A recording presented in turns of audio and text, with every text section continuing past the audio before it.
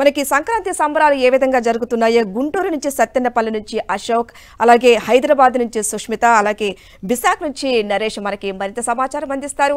First మనం గుంటూరు దగ్గర సత్తెన్నపల్లి దగ్గర ఎటువంటి సంబరాలు జరుగుతున్నాయో మా ప్రతినిధి అశోక్ అందిస్తారు. అశోక్ చెప్పండి, తెల్లవారుజాము నుంచి భోగి వంటలు వేయడం చూస్తూనే ఉన్నాం, చిన్న పెద్ద సంబరాలు జరుపుకుంటున్నారు. మరి ఏ విధంగా ఉంది అక్కడ సందడి?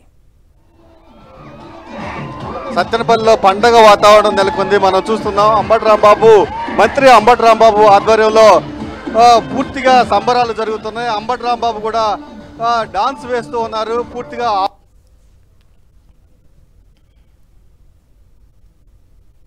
నియోజకవర్గం మొత్తం తరలి వచ్చింది. ఇక్కడికి చాలా మంది తరలి వచ్చి ఈ సాంస్కృతిక కార్యక్రమాల్లో పాల్గొన్నారు. ఫైనల్ గా అంబటి రాంబాబు కూడా డాన్స్ చేస్తున్నారు. పూర్తిగా అందరితో కలిసి డాన్స్ చేస్తున్నారు. అయితే దాదాపు అంబటి రాంబాబు ఈ నియోజకవర్గానికి వచ్చిన నాటి నుంచి పూర్తి స్థాయిలో కులం, మతం, ప్రాంతం విభేదాలు లేకుండా అందరితో సంక్రాంతి రోజు కలిసి ఆడాలి, పాడాలి అనేది అంబటి రాంబాబు కాన్సెప్టు.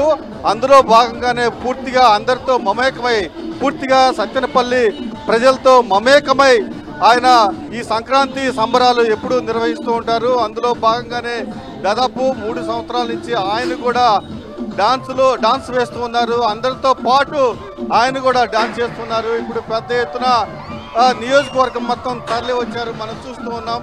పూర్తిగా అంబటి రాంబాబు కూడా డాన్స్ చేస్తున్నారు. వెనక లంబాడి డాన్స్ నృత్యం దారులు కూడా డాన్స్ ఫాలో అవుతున్నారు. పెద్ద ఎత్తున సత్తెనపల్లి నియోజకవర్గం అంతా తరలి వస్తున్నారు. అయితే మొదటి నుంచి అంబటి రాంబాబు ఒకటే చెప్తున్నారు, పూర్తిగా నియోజకవర్గ ప్రజలంతా సంక్రాంతి సంబరాల్లో పాల్గొవాలి, అదే తన ఉద్దేశం. పూర్తిగా కులాలు, మతాలు, ప్రాంతాలు ఏమీ అడ్డు రాకూడదు, అందరూ చక్కగా పండగ రోజు ఆడాలి, పాడాలి అన్నదే నా కాన్సెప్ట్. అందుకే సంక్రాంతి సంబరాలు ఇక్కడ సత్తెనపల్లి నియోజకవర్గంలో డిఫరెంట్గా నిర్వహిస్తున్నామని కూడా చెప్తున్నారు. అయితే ఈసారి పెద్ద ఎత్తున తరలి వచ్చారు. ఇతర నియోజకవర్గాలకు సంబంధించిన ప్రజలు కూడా అంబటి రాంబాబు చేసే డాన్సును చూడడానికి తరలి వచ్చారు. మనం చూస్తూ ఉన్నాం. పూర్తిగా ఆయన ఇక్కడ ఒక పండగ వాతావరణం, చాలా ఆహ్లాదకరమైన వాతావరణం మనం చూస్తూ ఉన్నాము.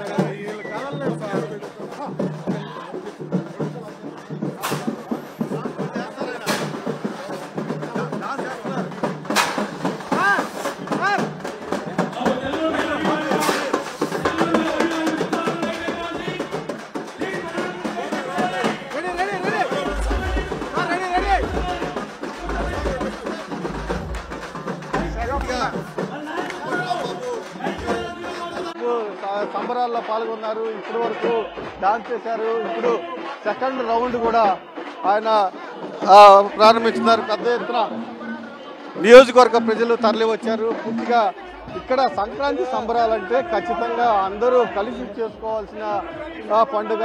ఖచ్చితంగా భోగి రోజు ఇక్కడ స్పెషల్గా చేస్తూ ఉంటారు కాబట్టి ఖచ్చితంగా భోగి రోజు పెద్ద ఎత్తున సత్తెనపల్లి నియోజకవర్గానికి తరలి వచ్చారు. ఖచ్చితంగా ఇక్కడ సత్తెనపల్లి ఒక డిఫరెంట్గా సంబరాలు నిర్వహిస్తున్నామని కూడా చెప్తున్నారు. మనతో రాంబాబు ఉన్నారు, ఆయన అడిగేస్తున్నాం.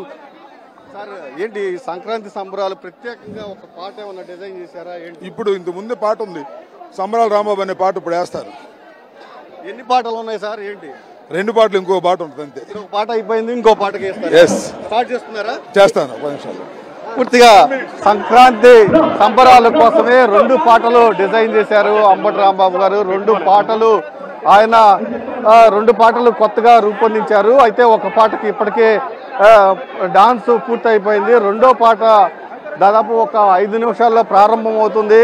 ఖచ్చితంగా డిఫరెంట్గా ఏదైతే సత్తెనపల్లి నియోజకవర్గంలో సంక్రాంతి సంబరాలు డిఫరెంట్గా నిర్వహించాలి అన్న ఒక ఉద్దేశంతోనే పూర్తిగా సత్తెనపల్లిలో అన్ని వర్గాలు ఖచ్చితంగా సంక్రాంతి సంబరాలు పాల్గొవాలి అనేది ఒక ఉద్దేశంతోనే ఈ ప్రయత్నం చేస్తున్నానని రాంబాబు ఎప్పటి నుంచో చెప్తూ ఉన్నారు. అందులో భాగంగానే మనం చూస్తూ ఉన్నాం.